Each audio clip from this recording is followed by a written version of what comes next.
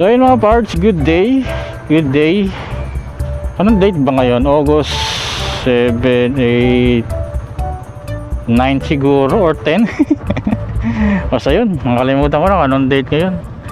So ayun mga parts, so may nag-comment pala sa isa kong video kung kamusta na yung aking natawag to, yung box na to, yung hybrid na top box ko. Kung kasi yung mga nakarang araw, alam nyo naman, nag-uulan, kung tinatagos ang tubig. So wala nang problema dyan, hindi naman siya tinatagos ang tubig yan, except na ang issue ko dito, ito maingay pag tumatakbo talaga. Pwede naman gawa ng paraan, pwede yung lagyan mo ng pandikit kada edges para hindi na siya magingay. So ayun,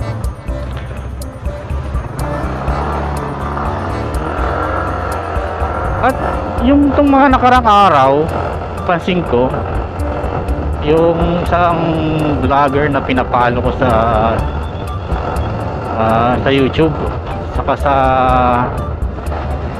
sa FB page, yan, na-restrict yung channel niya mga parts. Hindi ko lang bakit. Sa Facebook, hindi ko lang kung anong ni Mita ang mga bawal sa kanya.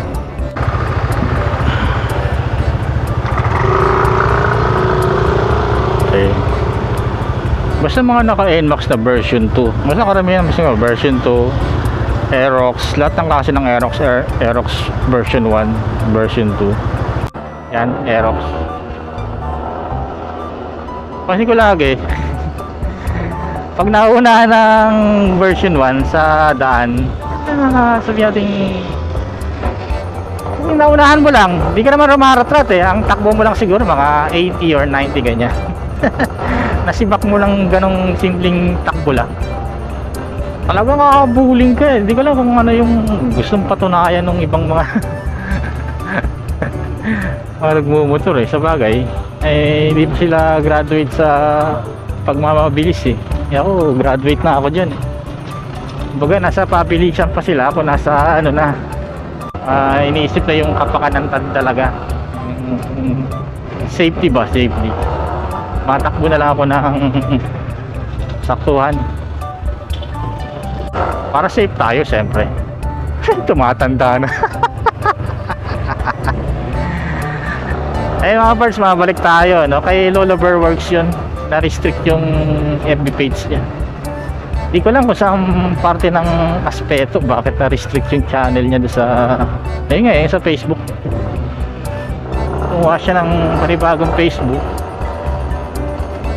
pero nag-view pa naman yung channel niya, yung Facebook page niya. Di ko lang bakit. Sakaling may nagawang violation o na-restrict, dahil sa na-restrict nga yan, nagawa siguro. Pero karamihan sa Facebook, di ba, may mga nagsusugal, nagpro-promote ng mga sugal nila. Yun nga, mapalik tayo sa na-restrict yung channel ni Lolo Bear. At alam ko anong dahilan. Ano ba, may mga nasagasama siyang ibang channel o ibang brand, kaya ganun.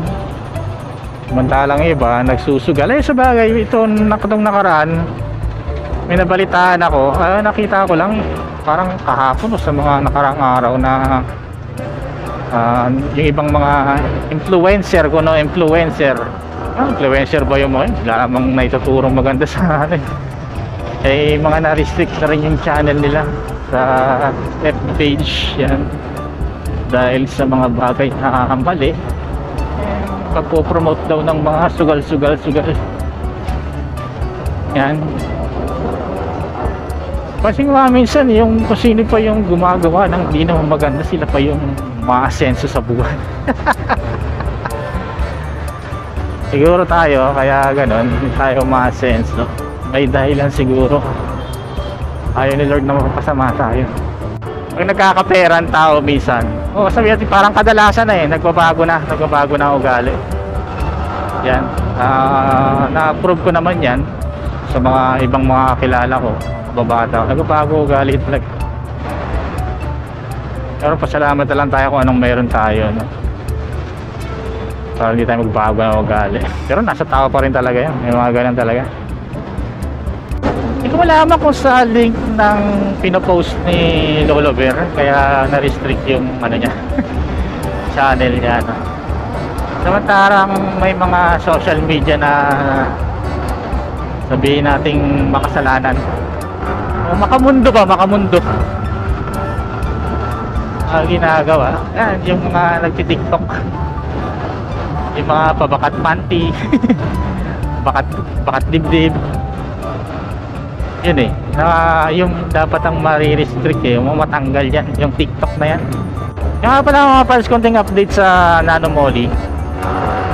Tingin ko isa sa magandang nagawa ko sa pag-test ng Nano Moly yung kumbaga may tinakbo na yung engine oil, kumbaga use oil na parang ganun, kumbaga 800 mahigit na yung tinakbo, tapos nilagyan ng Nano Moly. Sa akin, ewan ko, parang bagong change parang change oil siya nung time na, maski hanggang ngayon yung time na naglagay nga ako. Sa una, hindi mo masyado mararamdaman, pero pag yung mapatakbo na muna ng medyo may kahabaan, sarap sa pakiramdam. Yan ang tini niya sa engine. Try kong patagalin yung engine oil ko 1.5 or kung mag 2,000. Pag wala pang budget, patagalin natin yung engine oil. Okay talaga ito yung may mga tinatawag na may resulta. May resulta o yung hindi bubos hindi ka na napudol sa mga tawag sa mga parts, sa mga ginagawa nilang explanation or pagde-demo. Ito yung hindi budol, meron talaga siyang performance sa engine na maganda. Pero syempre, ito yung sabi ko sa last video ko, huwag ka mag-inspect na magta-top speed ka. Ang masabi ko sa inyo maganda sa engine yung performance niya. Baka nga pag kung sakaling may maingay sa engine nyo mabawas-bawasan yan ang tingin ko dito kung kaya niyang maaaring kaya niyang i-eliminate yung ingay or ma-less yung ingay sa engine nyo. Pero hindi ko sinasabing matanggal na totally kasi pag once na may diferensya talaga ang engine nyo, like sabihin natin na bearing sa may cam, may diferensya talaga yan, mag-iingay at mag-iingay yan sa mga rocker arm yan, kahit ano pang additives ang lagay nyo dyan. Baga kailangan ma-address muna yung ingay. At sa ngayon wala akong problema dito sa Nano Moly. Sabi nga sa post ni Lolo Bear okay lang daw na restrict yung FB page niya kasi wala naman daw siyang kinikita. Well, di ko alam kung tunay yun, pero yun, nakapaliwanag naman din niya ng maayos. Pero yung iba pag kumikita talaga po-promote ng sugal. Kung sino pa yung nagbibigay informasyon minsan na mahalaga, yung maganda ba? Papahamak kaya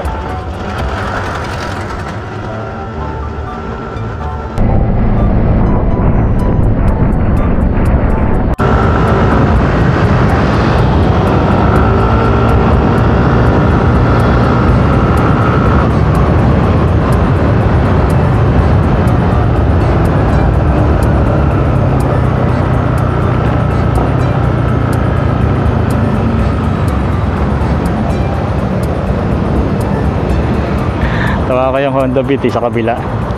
Tingin na inigit-sit ako sa linya ko, hayop na yan. So ayun mga pals, hanggang dito lang itong video na to. Parang tisbisa lang nangyari sa atin. At sana medyo pala rin tayo sa mga susunod na araw. Ayun lang siguro pala tayo mga pards. Salamat. Ayan, di na nagbago dito talaga. Wala na magbabago dito.